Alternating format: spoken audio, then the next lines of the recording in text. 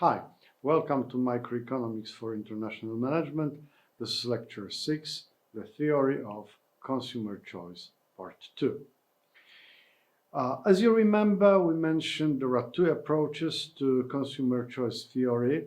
The first one is theory of marginal utility, where we believe measuring utility is crucial. You can't do anything within this theory, within the framework of this theory, if you cannot measure utility. Hence, we invent the unit, util, and we try to measure. We already know defining this utility unit is problematic. We already know preferences can also be problematic from time to time.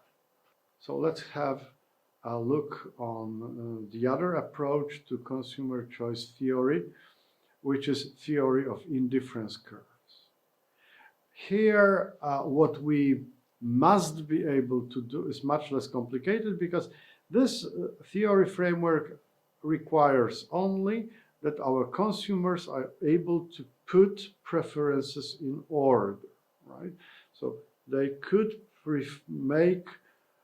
express their preferences without actually assigning any precise utility values, right? So you don't have to know how many utils a coffee and a tea represent to you. You should be able to say whether you prefer tea over coffee or coffee over tea.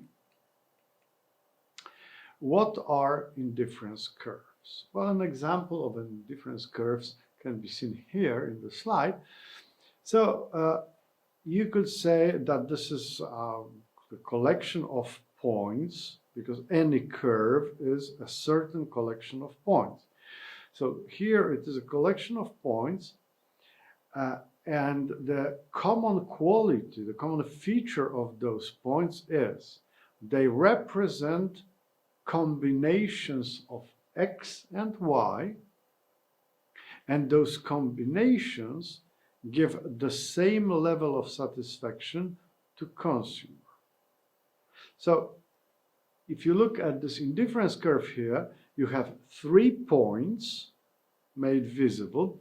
Obviously, these are just some points belonging to indifference curve. I could choose any 3, not particularly those 3, any 3.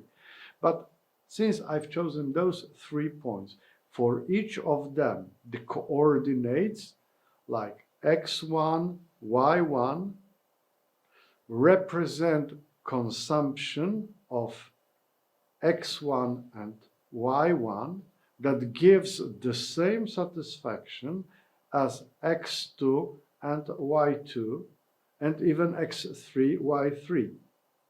So each of those 3 combinations of goods x and y give the same level of satisfaction to the consumer. So the rational consumer would say, well, I don't really care whether I'm at the first point or second or third. Actually, I can be on any of those points belonging to indifference curve because I get the same satisfaction. So if someone says, would you rather have x1, y1 or x2, y2, consumer should say, I don't care. I have no preference of that over the other one. They are the same to me. They are indifferent. Hence, indifference curve. So you could use some sweets, for instance, to understand that. Right? If you want to have some sweets, then you could have like 50 Haribo Burrs and 10 M&Ms, or any other combination of those 2 types of sweets that gives you the same level of satisfaction, right? You can try in your free time to experience the indifference curves using those sweets. Obviously, consumer can have many indifference curves, as a consumer can have many levels of utility. So you've got a set of indifference curves here. There are 3 of them. Again, there could be much more. They represent 3 levels of utility.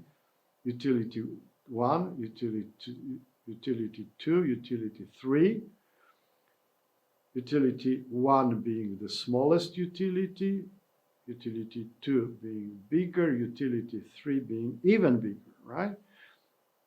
So it doesn't matter for consumer where on the indifference curve he is, on what point, but it does matter a lot on which indifference curve he is. So certainly U2 is preferred over U1 because it gives greater utility, greater happiness. Any combination from U3 is better than any combination from U2. So U3 is preferred over U2. That's the logics behind indifference curves. Let's have a look at changes that happen if you move from one point of indifference curve to another point. Since this is an indifference curve, you can see that total utility within this indifference curve is constant, right? So whichever point you take on this indifference curve, your total happiness stays the same. So what actually happens if you change from one point to another? What actually happens if you change the combinations within the same indifference curve? Look at point 1 here, represented by coordinates x1 and y1. And let's imagine that we want to move from this point to point number 2, characterized by x2 and y2. What happens when you change the point from 1 to 2? First of all, you decrease consumption of y, because you move from y1 to y2, so that will be increase in your consumption. By how much? By delta y. This is what you give up. How much of happiness do you lose by this reduction in consumption? Well, it depends on 2 factors. How big is delta y? So how many units of y you give up, and that's here, and how important those units are for your happiness, which is captured by marginal utility of y. So the first part of this equation here is about what you lose. You lose several units of y, which unit used to give you certain happiness. So this is the happiness that you lose by decreasing your consumption. But since your utility, your happiness, should stay the same, you get this lost utility back by increase in consumption of x. So you can see this right side of the equation, which says that's delta x times marginal utility of x. This is how much you gain, because you are going to consume more of x, and each additional x gives you marginal utility of x. Therefore, those 2 parts of the equation must be equal to keep total utility constant. That allows us to measure the slope of this indifference curve. When you move from the first point to the second, this slope is captured by so-called marginal rate of substitution, because clearly you can substitute Y good with X. You can give up some of the Y good consumption, and you can make it up with consumption of X. So X and Y are certainly substitutes. X can give you satisfaction instead of Y. This marginal rate of substitution would be the change in Y divided by the change in X, and you can find this from the equation above. So it's actually minus marginal utility of X over marginal utility of Y. And this is what we call marginal rate of substitution. This is the amount of Y by which consumption should be increased to make up for the decrease of X consumption by 1 unit in order to maintain the same level of satisfaction. Marginal rate of substitution can be perceived as the slope of the curve, or it could be perceived as the first derivative of indifference curve. Since it could be seen as the first derivative, marginal rate allows us also to say something about the shape of a given indifference curve, because indifference curves may have different forms. Two examples here: increasing marginal rate of substitution and decreasing marginal rate of substitution, right? You can see slope increasing and decreasing in the other case, okay? Increasing and decreasing slope, increasing and decreasing marginal rate of substitution. Sometimes marginal rate of substitution could be constant, like here. This is for perfect substitutes.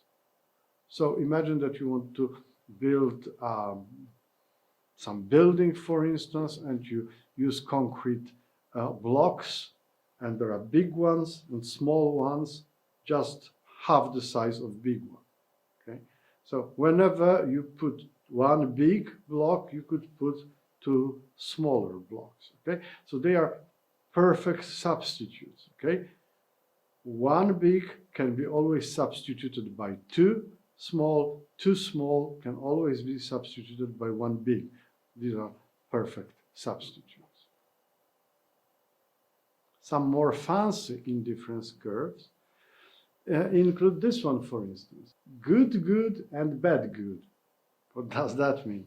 Well, just imagine that, for instance, you have a very bitter medication that you need to give to your kid. And to compensate, and this is this bad good, okay? And the good good would be a piece of chocolate. So you can say, all right, I will give you one piece of chocolate, that's why, but you must take 1 teaspoonful of this bitter medication, right? So you compensate that. Or you say, all right, you need to take 2 spoons of this medication, but I will give you 2 pieces of chocolate, right?